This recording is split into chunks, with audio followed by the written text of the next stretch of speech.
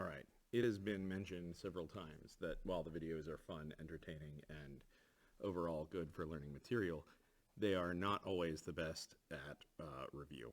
So here we go. We are going to review some stuff related to forces. So this is going to be, long, but it's going to go over everything.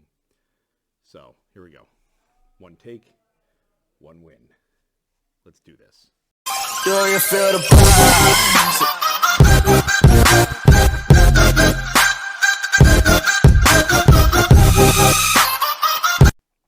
All right, forces.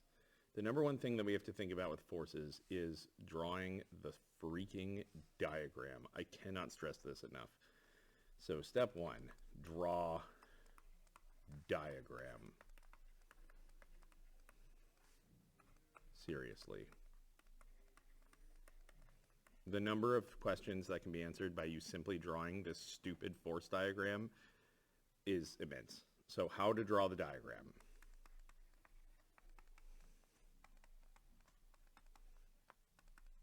How do you do though? All right, you start with a point, and then you just draw the forces on that point. So let's say we have something going up an incline like this.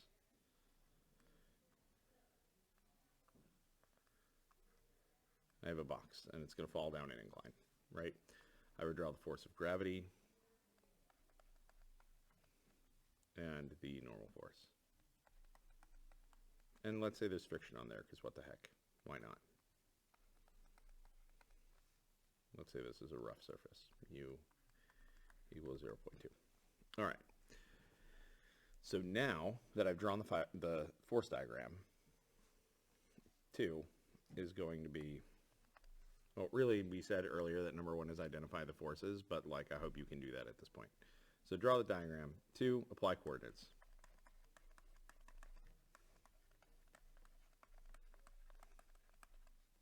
Right, so I'm going to apply coordinates. On the AP exam, do not do this on your force diagram. Instead, redraw your force diagram somewhere else, and then do this, because the AP exam will take off points for you drawing extraneous vectors on places, which I think is stupid, but all the same, this is where we are. So the green little area where I drew theta is the angle of the incline. So when we apply our coordinates, I'm going to call this, let's say, positive x, because that's where I expect my direction of acceleration to be. I will call this positive y, and I will call this negative y, and therefore this is negative x. So now when I apply my coordinates to that, I can see where everything is going. That means that fgy is equal to fg cosine of theta, and fgx is equal to fg sine of theta. If you don't like that and it makes you horribly uncomfortable, you can also do fg sine of 90 minus theta for your y direction, and fg cosine of 90 minus theta for your x direction.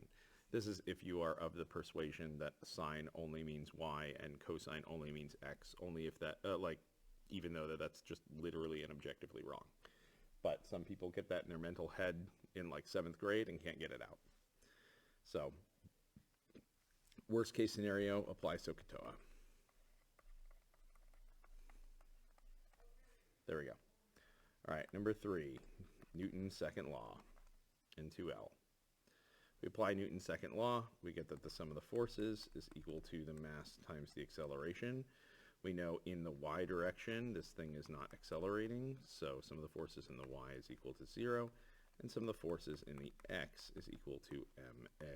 That's why I chose my x direction the way that I did, so that I could get rid of one of my directions by making all the forces in that direction equal to 0. So this will be Fn minus Fgy, and ma will be Fgx minus F, right? So now I get that Fn is equal to Fgy, which is equal to Fg times the cosine of that angle, which is equal to mg times the cosine of that angle theta. This is important because when we're talking about friction, we know that force of friction is equal to mu Fn. And so therefore this should be equal to mu, and then what I solved for Fn up here. So mu times mg cosine of theta. So that means that ma is equal to mg sine theta, which is my fgx, minus mu mg cosine theta. And now I can solve for a by just canceling out these m's. And I get that a is equal to g sine theta minus mu g cosine theta, which I could factor out the g if I really want to. So g sine theta minus mu cosine theta. There we go, like this. So if they're ever asking you at what angle of incline, for example, this thing would go and fall down the hill, they would give you some kind of static coefficient of friction, and you would have to see when the sine of that angle is equal to that mu times the cosine of that angle. And if you increase the angle any more, they would no longer be equal, such that this value would be positive. So this value here is never negative. It only is 0 if mu cosine theta is greater than sine theta. That's because the static coefficient of friction is a variable force, so it can never go up the hill. Friction doesn't make you go up hills. There are some certain instances where that happens, but it's not in this case. So let's look at some other kinds of things in forces. Let's look at two boxes stacked on top of each other.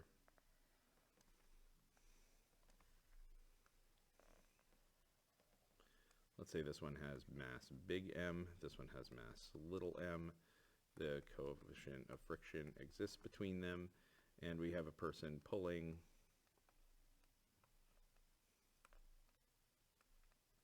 this box with some tension. Right?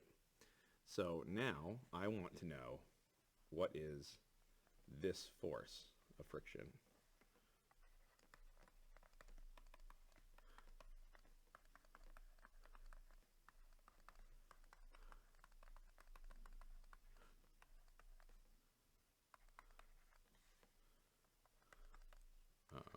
On the little block.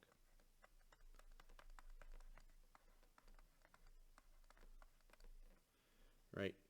So what I can do is I can set up two different force diagrams, because this is now a system.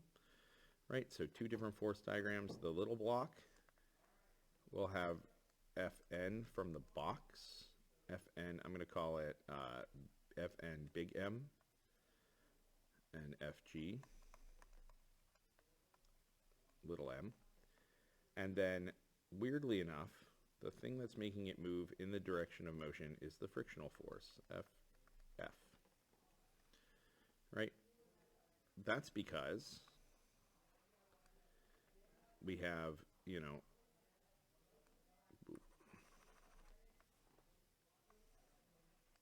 I have some other Fn, not due to big M, but due to the floor that big M is on.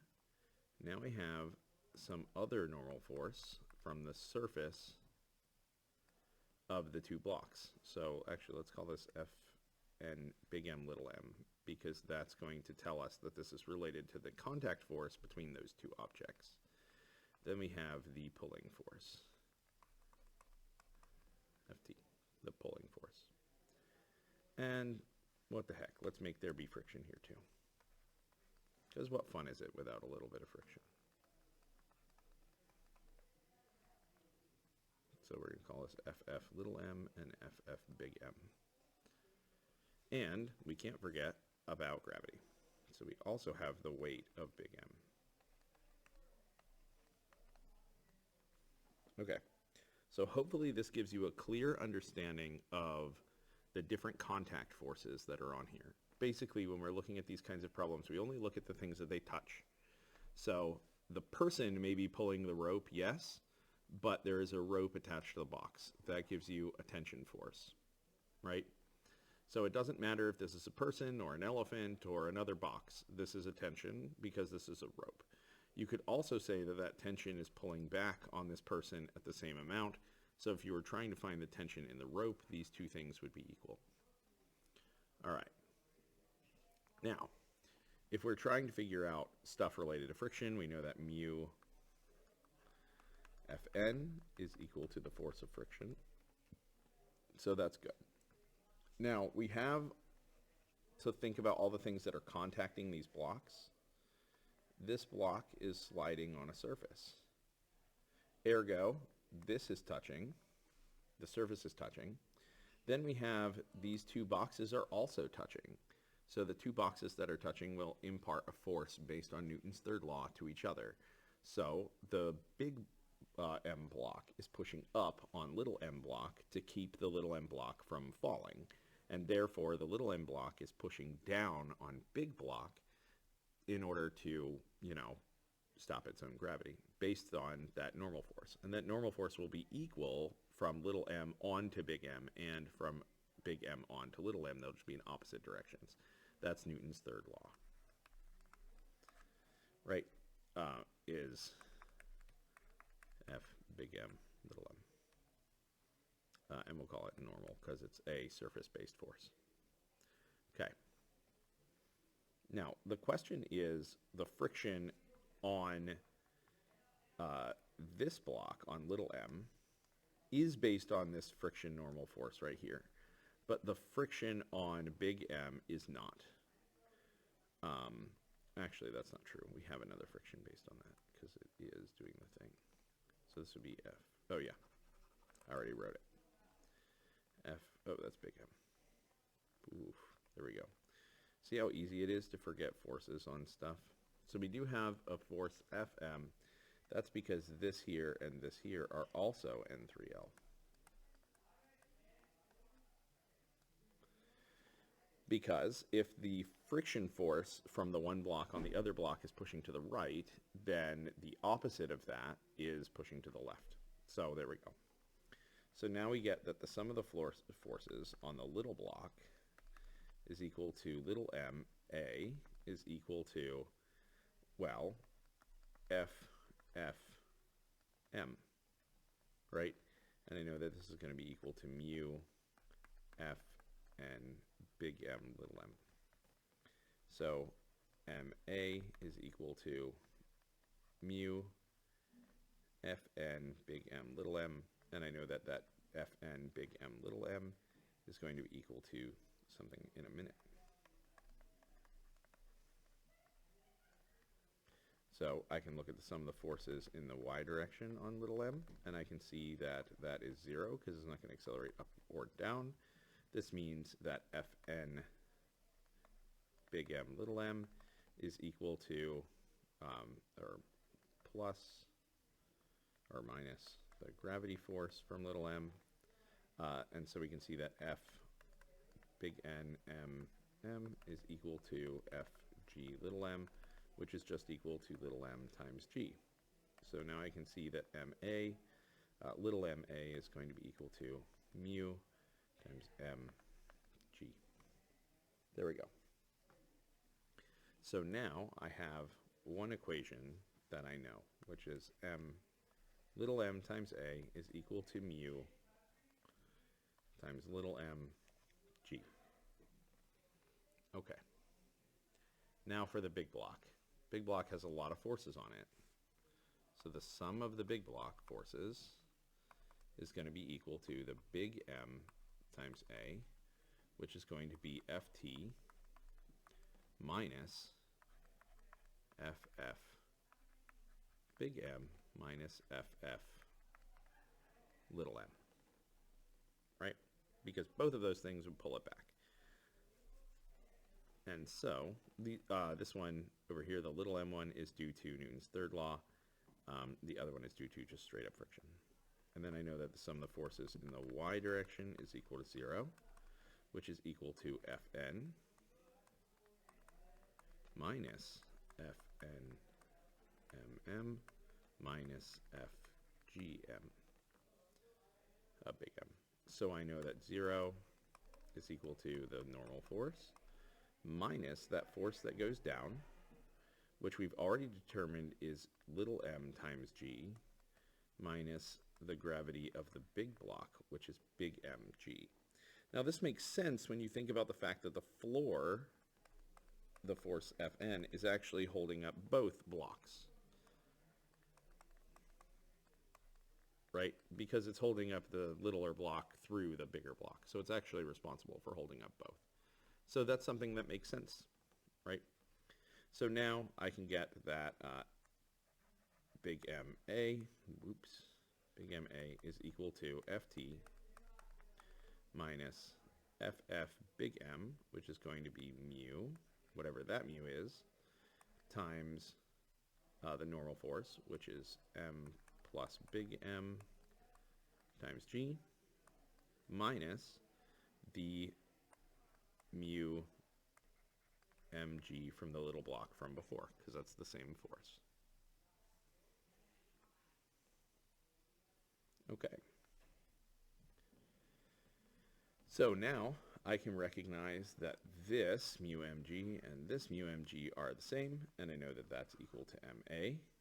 So I can plug that in and get big MA is equal to FT minus mu M plus big M G minus MA, and get that big M plus little m A is equal to FT minus mu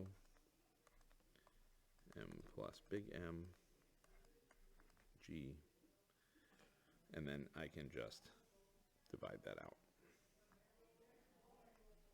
A equals FT minus mu M plus big M times G over M plus big M.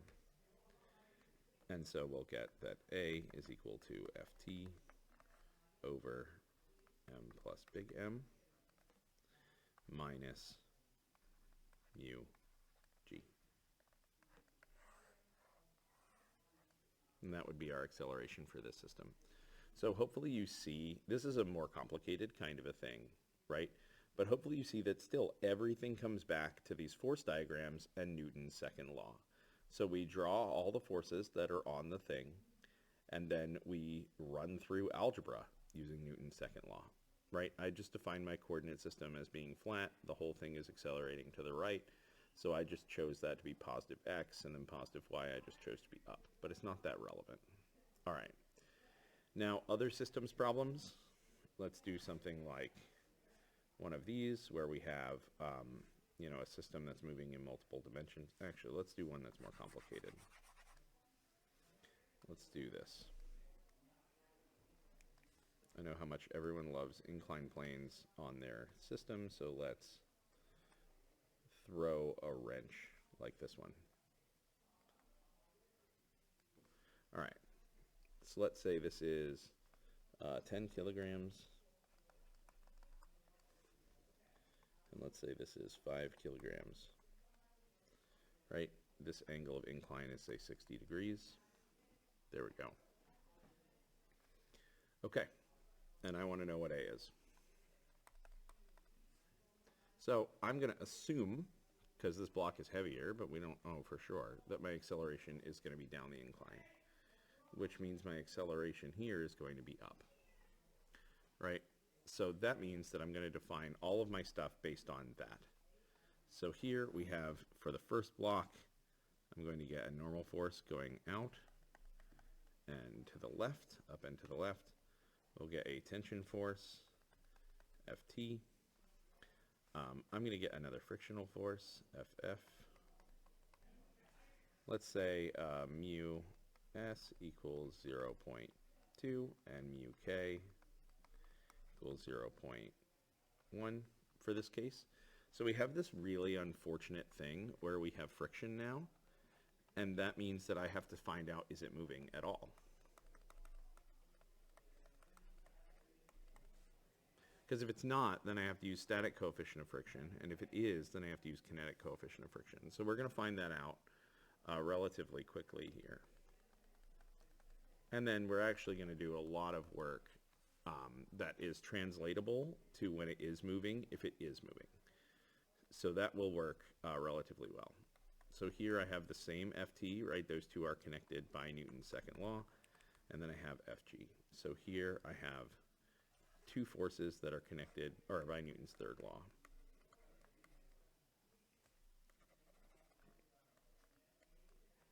So those two forces are connected by Newton's third law, and that means that they are equivalent, right? And here is Fg.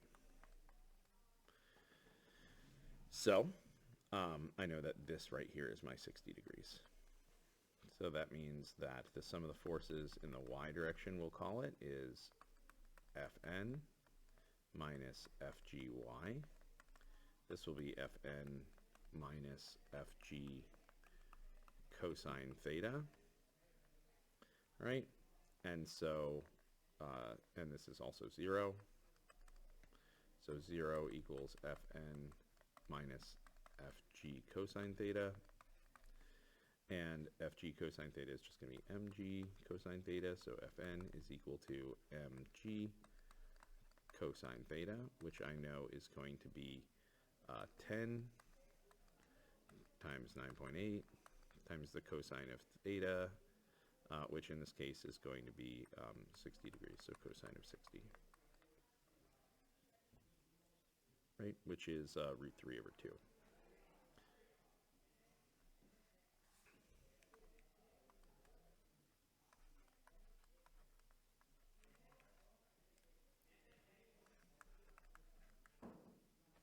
So it'll be root 3 times 5 times 9.8. All right, now I know that sum of the forces in the x direction for this thing is going to equal ma, where a is the acceleration of my system and m is the total mass of that block. This is going to be, if I assume the acceleration is going to be down, this would be fgx minus ft minus ff. So fgx here is going to be mg sine theta minus ft minus mu times fn, which we know is root 3 times 5 times 9.8. Okay, and I know that mg here and ma are going to be values that we already know. So ma, we don't know a, but we do know m is 10 equals 10 times 9.8 times the sine of 60 is 1.5. Or is it the other way around? I'm being dumb. Sine of 60 is root 3 over 2. This is what I get for saying one take.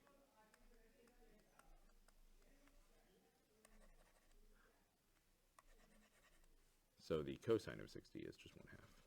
So get rid of these root 3's and then it'll be right. See, that's the problem with one take. All right, here we go. Let this be a lesson to you that even your physics teacher can mess up on the memorizing of certain things like cosine and sine of 60 or whatever.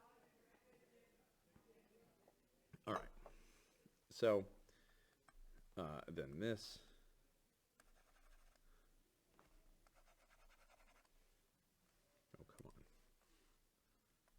This is what happens when I take my whiteboard away from me. All right, here we go. 10 minus ft minus mu times 5 times 9.8. And we know mu in this case is 0.2. If we're talking, well, I'm going to leave it as mu for now. We'll get to what it means later. I'll get to which one I put in later. I'm doing this to save myself work now. Or work later, rather.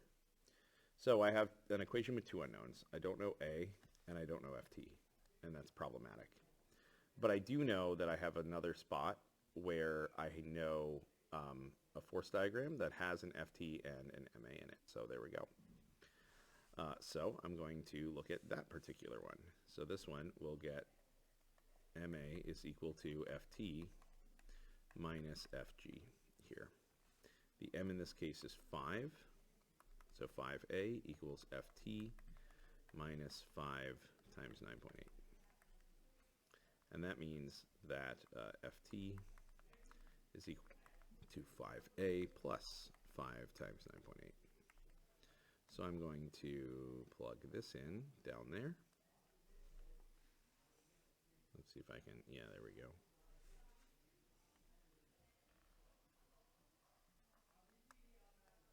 Plug that in. Then we get 10a is equal to 10 times 9.8 times root 3 over 2 minus, this will be 5a plus 5 times 9.8 minus mu times 5 times 9.8. All right. Now we can solve for a. Now, I know that I still have a mu in it, right? This is the point. This point is where I'm going to put a mu.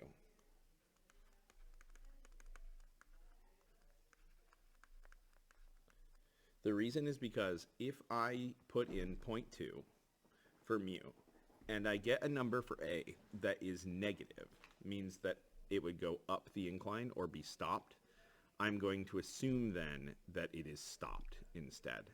And then I'm done because the acceleration is just 0.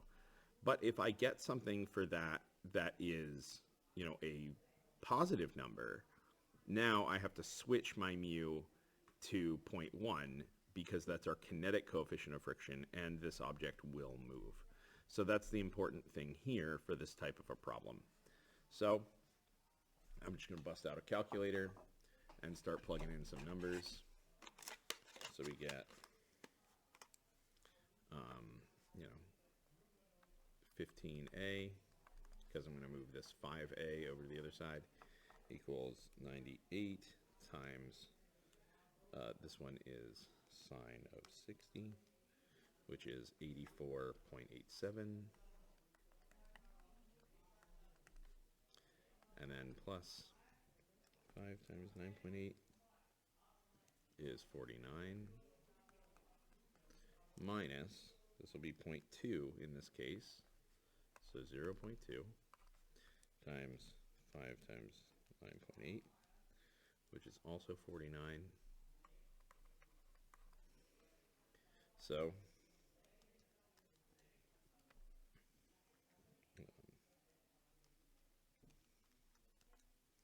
that's actually just 9.8, because I just realized 0.2 and 5 should cancel each other out. So that's 9.8 minus 49. So we're going to get 84.87 plus 49 minus 9.8. So that's 124.07. And that's equal to 15a. So we divide that by 15 and get that a is 8.27 meters per second squared. Okay. So here's an interesting dilemma that I have, right? This looks weird.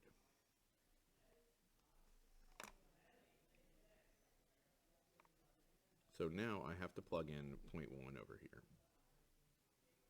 Oh, I know what I did. That was dumb. See, look at, always doing dumb stuff. But why does this look weird to me? Like, let's go over an interesting thought experiment here for a second. Right? Because I want you to be able to do these problems. So let's use my one-take stupidity, right, in order to be an overall net positive. Because I figured something out from this. 8.27 meters per second squared is really fast, right? That's almost in free fall. And this object isn't almost in free fall. So there's no reason for it to go that fast.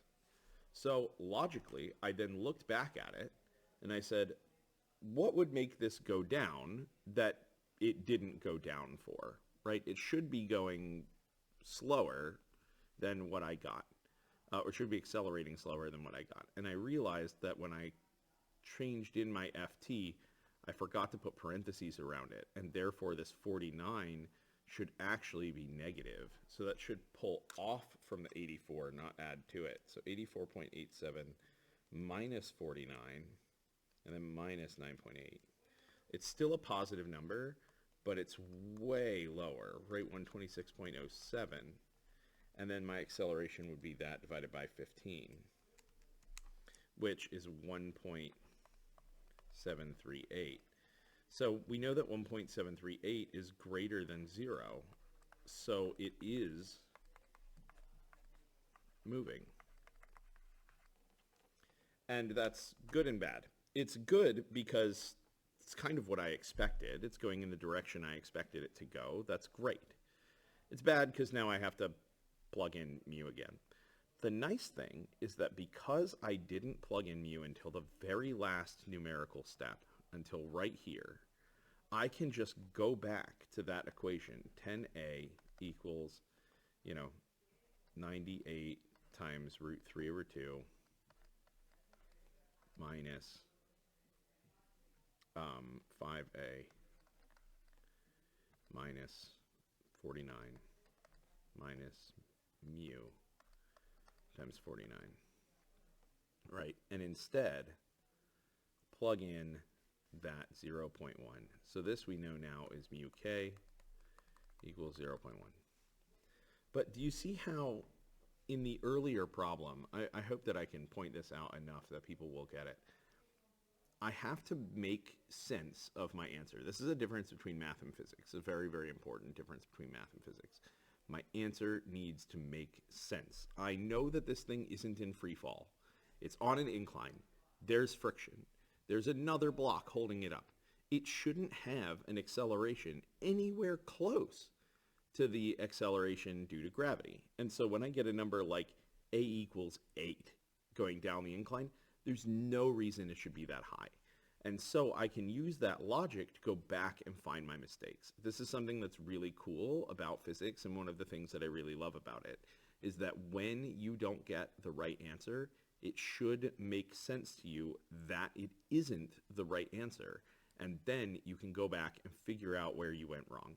And I'm sure many of you have encountered that in class, know that I do it too, especially when I say one take, and then here we are. All right, so now I do, 15a equals, this will still be that 84.87 minus 49, but now instead of 0.2 times 49, it'll be 0.1 times 49.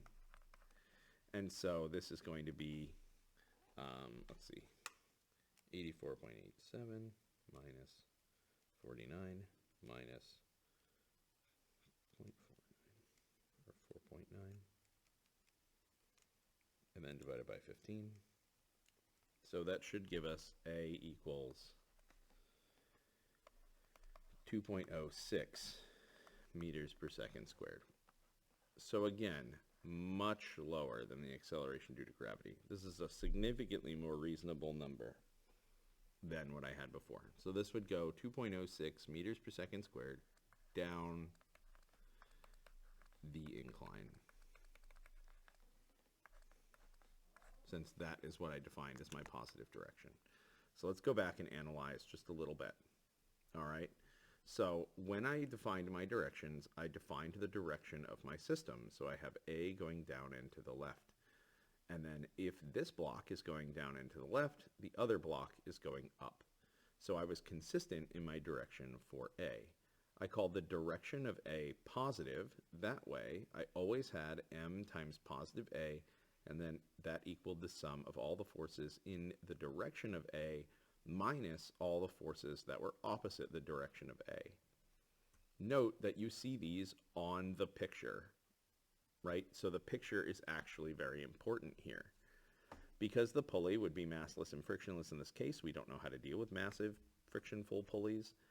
That means that these two tension forces are related through Newton's third law, and that means that they are equal because they are effectively opposite one another. Even though they're both up, one would contribute to the acceleration of the system and one would take away from the acceleration of the system. So that allowed me to make my two diagrams where I then solved by using system of equations for the acceleration. If I want to find the tension, I could also use that system of equations to find the tension. I would just have to plug it back in after I find the acceleration. But there we go. That basically covers everything in forces problems.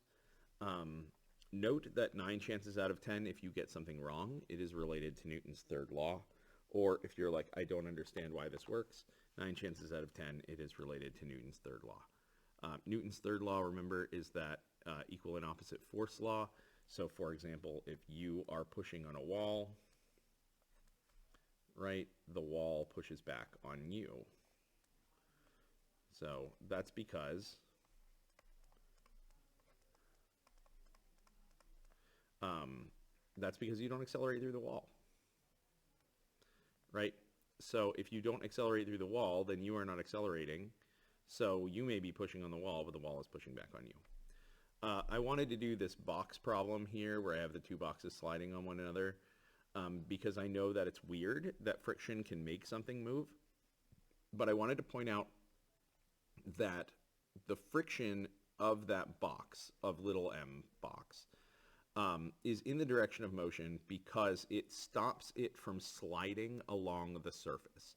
If you simply moved big M, in relation to, and little m stayed where it was, then little m would slide along the surface, right? Friction always opposes sliding along a surface. So I often say that friction opposes motion, or it opposes the velocity or anything like that. What it really opposes is sliding along a surface. So if we can get little m to not slide along the surface, then that would be the best thing. Since the surface itself is moving to the right, that would mean that in relation to that surface, little m would be moving to the left from that surface's point of view. And therefore, the force to make it not slide along that surface would also be to the right. And that's why little m moves to the right, because we don't want it to move along that surface. So friction isn't stopping, like it isn't making it move. Friction is not really making little m move. Friction is making it such that little m does not move according to the surface's point of view, right? So you can think about it that way. And then we have some simple, ways to solve force problems. Okay. Hopefully, this gives you a good understanding of Newton's 3 laws. Object in motion stays in motion unless acted upon by outside force. Newton's second law, which is, force equals mass times acceleration, and Newton's third law, which is equal and opposite forces, and how to use them to solve problems. Please remember that force relates to acceleration, not velocity.